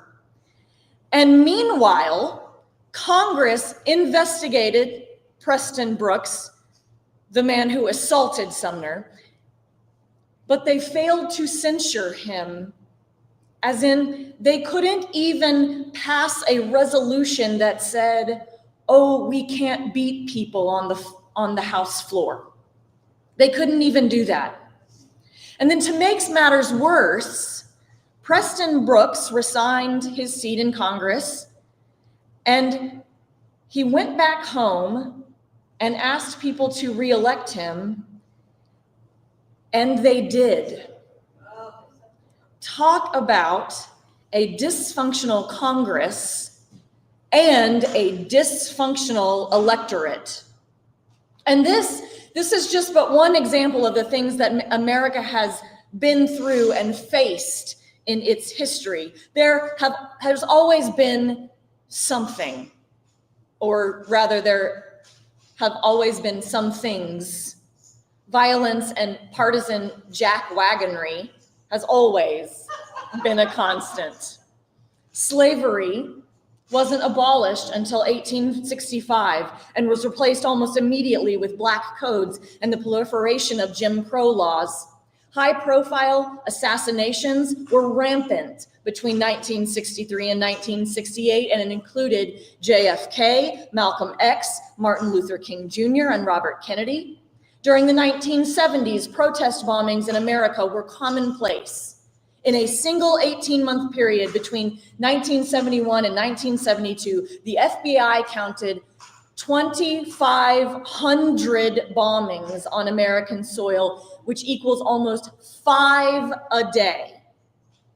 We have been lost in endless war. There are over 58,000 names of the dead listed on the Vietnam Memorial in DC. Of those, nearly 40,000 on that wall are the names of individuals who were 22 years or younger when they made the ultimate sacrifice. Despite the end to slavery, the legal end to segregation, and the civil rights movement, Black Americans have not had a moment's peace because of constant state and civil violence against them, not a moment's peace. Our country's immigration policies have always been racist. The 1790 Naturalization Act excluded non-white people from eligibility to naturalize. The 1917 Immigration Act banned immigration from most Asian countries. The Immigration Act of 1924 further laid out the following hierarchy. Northern Europeans are a superior subspecies of the white race. The Nordics were superior to the Alpines, who in turn were superior to the Mediterraneans, and all of them were superior to the Jews and the Asians. That's in an official government document. Over the course of our country's history, women have never, ever been considered full citizens, not trusted as capable moral agents with guaranteed rights over their own bodies and minds and property. And all of that whole page of circumstances, that was a cursory, non-exhaustive, incomplete list of what folks have had to endure and face down and overcome. So I suggest to you that no, this is not the worst that it's ever been. which is not to say that it isn't a terrible, horrible, no good, very bad time. It is not to say that things aren't wildly alarming. It is not to say that things aren't keep us up at night bad. I am not saying that it is wrong to think that there is no light at the end of the tunnel at this point. But to say that this is the worst it's ever been says more about us than it does our reality. And at the risk of offending the audience, which is something my congregation will tell you does not bother me at all, to say it's the worst it's ever been is to sound a little bit like those people who wear red hats.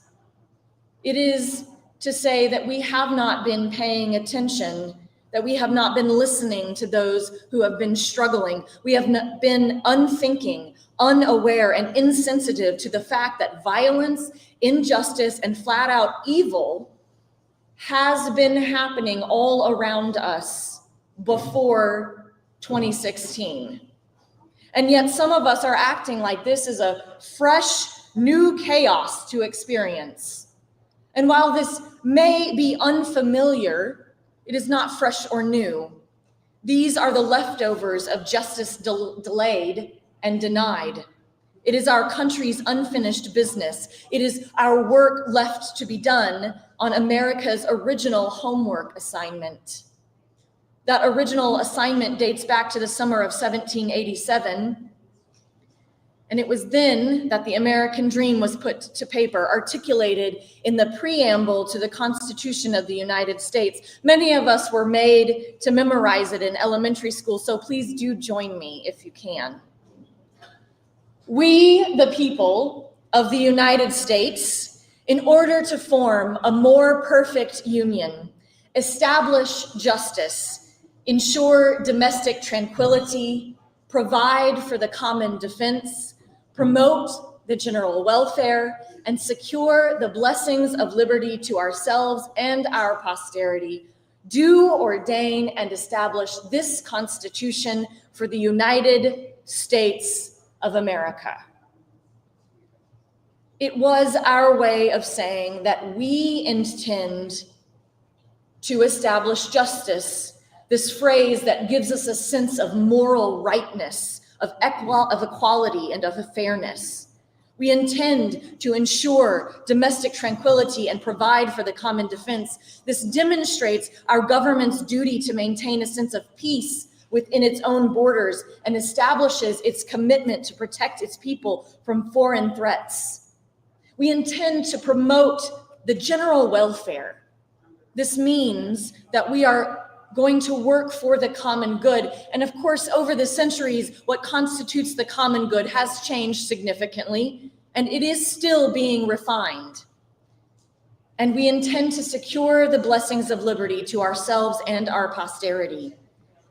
That promise is now a hallmark of democracy, the protections of civil liberties under the law and limiting the power of the government so people are shielded from an overreaching and authoritarian regime. The text of the preamble imagined America at its finest: just, peaceful, good, and free.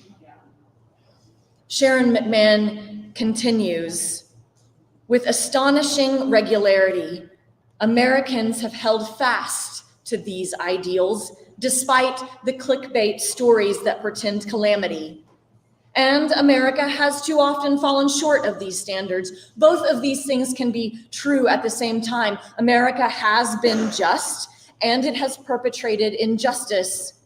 We have been peaceful, and we have perpetrated acts of violence. We have been good, and we are good, and we have done terrible things to people. It has been the land of the free while simultaneously sanctioning oppression. Such is often the experience of any government run by fallible human beings. Sometimes we surprise ourselves in our capacity for greatness, and sometimes the weight of regret wraps around us like a chain. The ideals outlined in the Constitution represent our national purpose, the raft we must cling to in the storm, the breath in our lungs, the beat in our chest, just, peaceful, good, free, just, peaceful, good, free. And ordinary people conjured that mission. It might feel like things are the worst they've ever been, but the truth is we are simply facing the challenges of our time. I do not find it necessary to give you all a list of things that we need to be doing, and that is because of a couple of things. The first thing is what I mentioned. I am confident that I don't need to give you a list of things because you are already concerned about what is concerning. You are already concerned. You are already upset, angry, troubled, and anxious. But I am also confident in us because you are concerned, but a different kind of concerned. You are concerned as in attentive to, thinking about, involved with, concerned as in part of making progress on something, concerned as engaged. Concerned is the most important thing we can be. For as Sharon and McMahon notes, the best Americans are not the critics, they are the doers. They are the people who went for broke when everyone else yelled to turn back. They are those who know that one becomes great because of who they lift up, not who they tear down.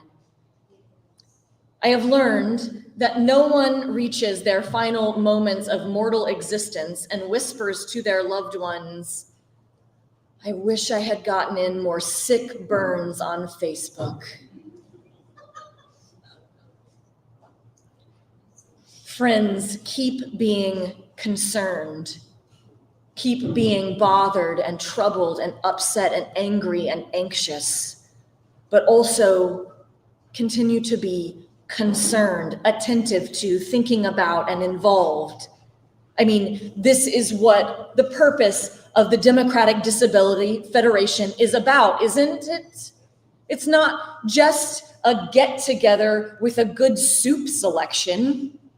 It is a network of neighbors and friends and leaders and problem solvers who are striving together for a more perfect union. The Democratic Disability Federation's to-do list includes, but is not limited to, fixing the fact that people with disabilities are 3 times less likely to have a job, and when they do, they are often paid less money for doing the same work.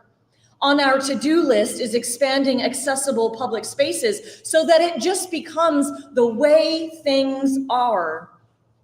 On our to-do list is promoting equitable treatment of students with disabilities and their families.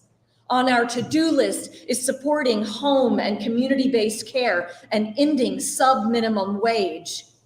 And let me be clear that this is not someone else's to-do list that they have created for us. It is our to-do list, a to-do list that comes out of the Democratic Party platform, a to-do list much like the preamble, one that was conjured by ordinary citizens.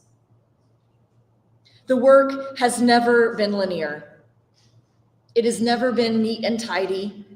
Folks have sabotaged our efforts to make America just, peaceful, good, and free. But there have also always been people who have kept at it, kept trying, believing, and working. And it is simply our turn to get us through this terrible, horrible, no good, very bad time in which we are living. And as long as we breathe, we are able to contribute to making our country just, peaceful, good, and free. So friends, may you have the grace to never sell yourself short, the courage to risk something big for something good, and the wisdom to know that the world is too small for anything but love. We have homework to do, so I'll see you out there. Thank you.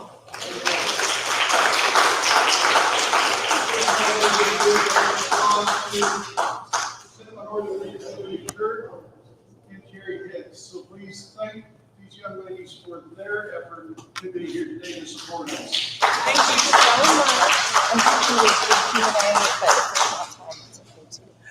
much. Well, we do have time. Okay. Great. Are there any questions for Reverend Walke? I'm happy to take questions, and it doesn't have to be just what I lectured on. As many of you know, I have single-side deafness, which I experienced about 6 years ago. And so I am happy to talk a little bit about my experience, but also what I have learned as I have become part of the deaf and hard of hearing community. I would like to. Oh, he's gonna, while he's going down there. Oh, I'm sorry. My question left me. That's okay. So, my name is Zach. I'm the CD4 corporate action officer and also CD4 chair for the Disability Federation. You gotta hang and I've worked with the community for around 15 years. Started about 15 years ago. I haven't signed in a while, but I wanted to ask, I know we've talked about writing ASL, and so I wondered if we would share your experience with us in learning that, and anything that you learned from that experience and you think that we could take away and maybe encourage other people to learn from. One of the things that I think is the most important thing we can do is to be open to learning and making mistakes in the name of widening the circle of inclusion. One of the things that I was shocked to learn is how differently we treat deafness than we do other disabilities. Instead of treating deafness like we do having trouble seeing or even blindness, we often stop communicating completely with the deaf community. In fact, 90% of deaf children are born to hearing parents, and that child is the first deaf person that those hearing parents have ever met. And rather than learning a language, learning a communication style to connect with their child as they are, most parents simply try to get that kid to hear. When we know that all of us are born unable to communicate with oral language, all of us, most of us are born hearing, but that doesn't mean that you understand spoken word.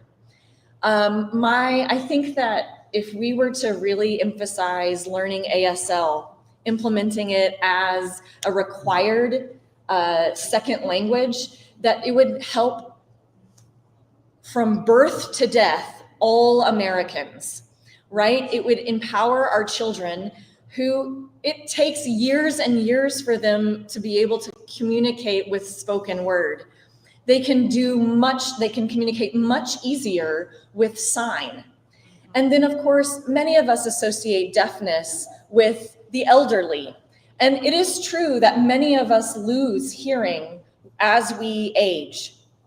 And since we know that that's a reality, why aren't we doing something to ensure that as we age, as we lose our hearing, we can still communicate and fully participate in community and systems? And the easiest way for us to do that is for us to all be learning the second language of sign.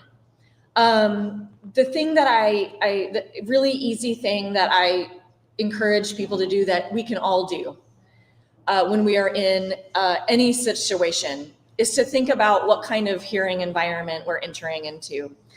When we are entering a space that has high ceilings or that has a lot of people with a lot of different communications, that's a challenging hearing environment.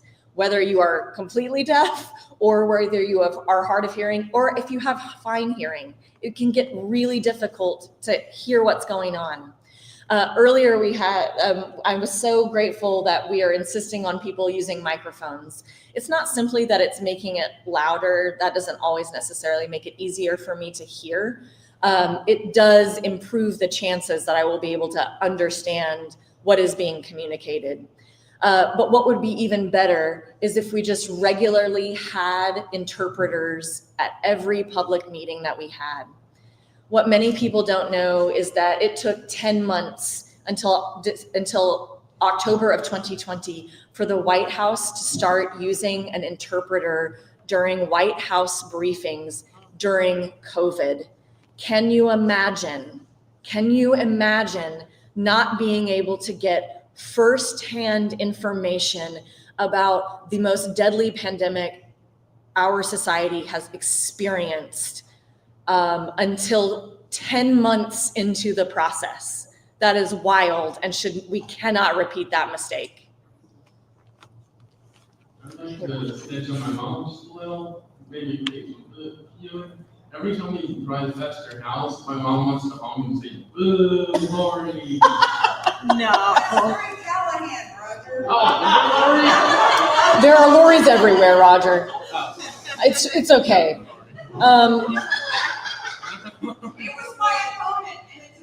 And it is a joke. Just to make you feel a little bit better. She's really, what I know your mom is doing is really a prayer drive. It's similar to a prayer walk, which I do in my neighborhood all the time because, you remember what people said to you when you knocked on their doors campaigning. Some of the things are very unpleasant. And as I continue to walk and run in my own neighborhood, I have had to really pray for the people behind the doors that were unpleasant to me and to my husband. I'm sure that's really what your mom is doing. Are there any other questions? Raise your hand if you got any other questions. Let's give another round. Thank you, friends. Thank you.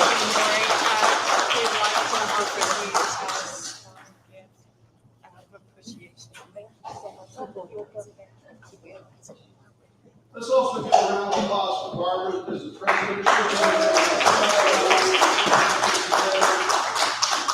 Folks, look around and let's be encouraged.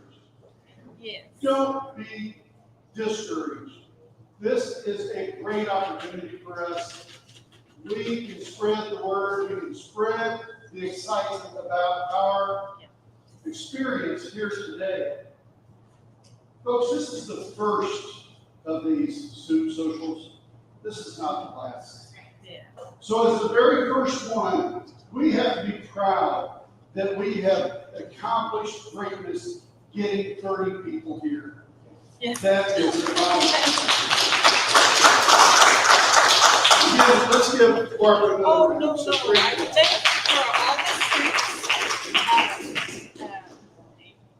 I'm amazed that we had all of these people show up with suits. We did not have one single solitary duplicate suit in the house.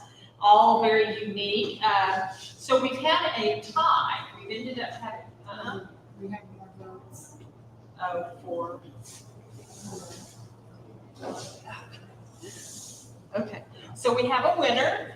We have a winner for the potato leek soup. Yeah, and so we'd like to offer you this $50 prize. Yes, will you take that too? And then we're going to do some drawings. So I guess we didn't give good instructions. People were putting both sides of their tickets in there. You didn't vote.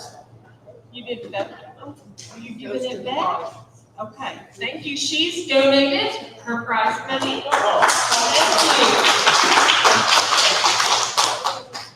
So back here on this back shelf, we have 8 really good prizes. We have a a matcha tea set, a curling iron, some really cool sunglasses. One of those grinder, what is it called, a grater? Counter graters that my daughter says is really pretty a hot item. And then this thing that you put in your lap when you're reading your, what's it called? Those screen, the tablets, when reading the tablets. Roger's going to call the numbers off for you. 1812059.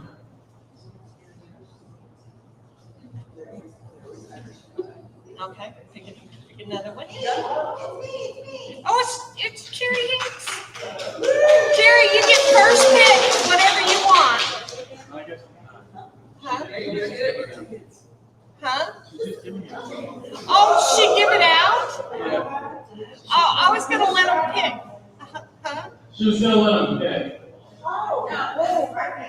Just perfect? Okay, so let him have another one there. We have 8.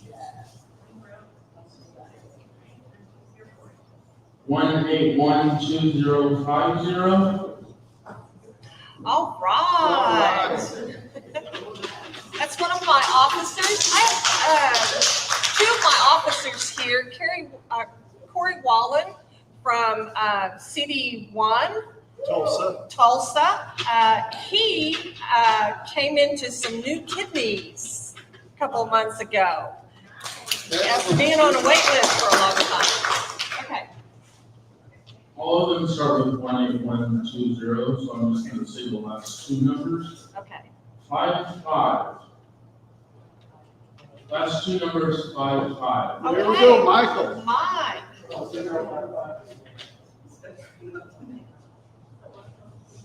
Again? Okay. So, yeah, there's those are recycle, they're shopping bags, and then the cool glasses and the cookie cans. I'll do the last 3 numbers. Probably do the last 3. 087. Last 3 numbers, 087.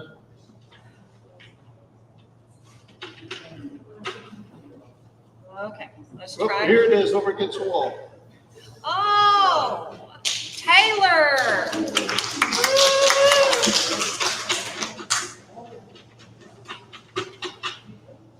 Oh, and my other officer is Zach Russell, and he's out of CD4. Okay, ready? 095. Last 3 numbers, 095.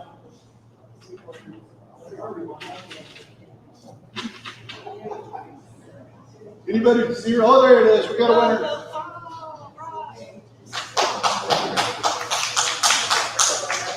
Joe, I think you should get some cool sunglasses.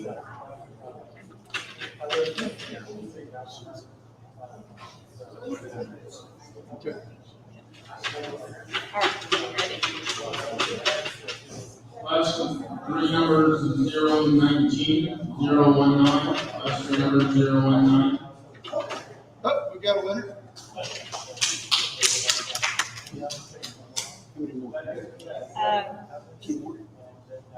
How many more, Terrence? 2, 3? Okay. Oh, 2. Oh, yeah. 2 after her.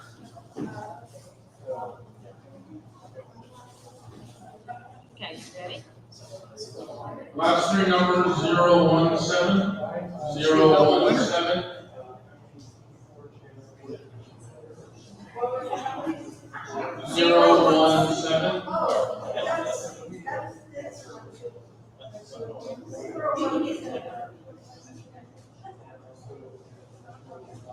Cherie. Got one more.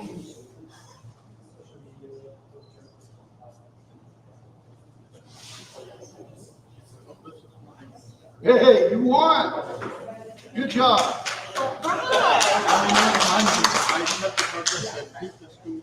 Oh, okay, all right.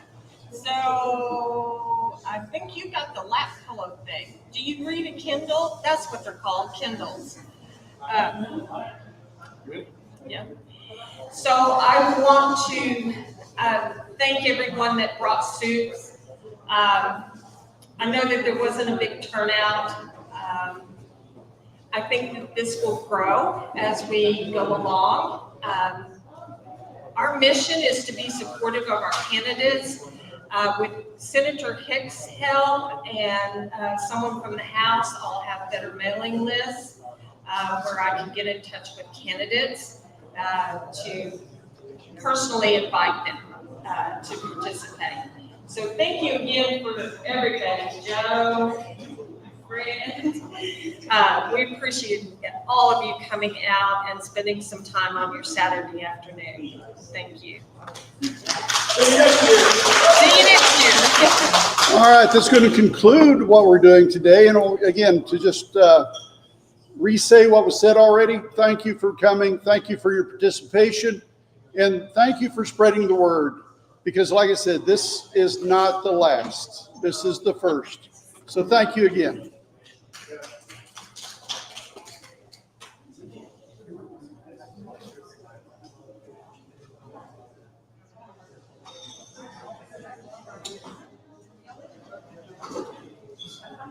I think we're good to go. Everything's off. Does that go back in the case? Just right here.